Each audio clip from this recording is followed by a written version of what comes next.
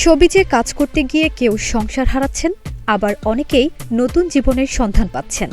কেউ সহকর্মীদের জীবনসঙ্গী হিসেবে পছন্দ করছেন, আবার অনেকে মিডিয়ার বাইরের মানুষের সঙ্গে পরিণয়ে আবদ্ধ হচ্ছেন।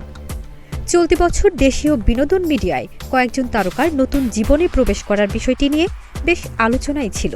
সেখান থেকে কয়েকটি বিয়ের ঘটনা নিয়ে আজকের এই প্রতিবেদন তৈরি করা হয়েছে।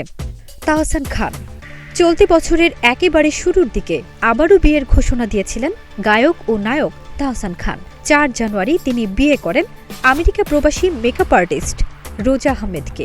তবে ছিল না কোনো আনুষ্ঠানিকতা। তাহসানের প্রথম স্ত্রী ছিলেন অভিনেত্রী রাফিয়াত রশিদ মিথিলা।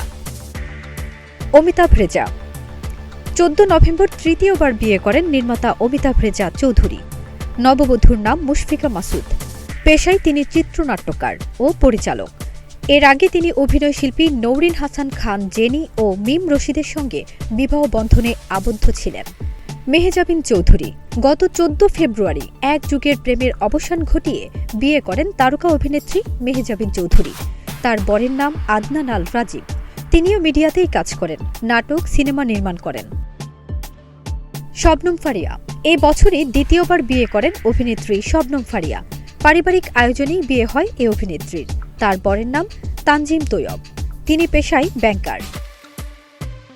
শামীম হাসান নাটকের জনপ্রিয় অভিনেতা শামীম হাসান এ বছরের এপ্রিলে বিয়ে করেন। তার স্ত্রীর নাম আফসানা প্রীতি। তিনি ফরিদপুরের বাসিন্দা। জামিল হোসেন মিরাক্কেল খ্যাত অভিনেতা জামিল হোসেন বিয়ে করেছেন এ বছরই।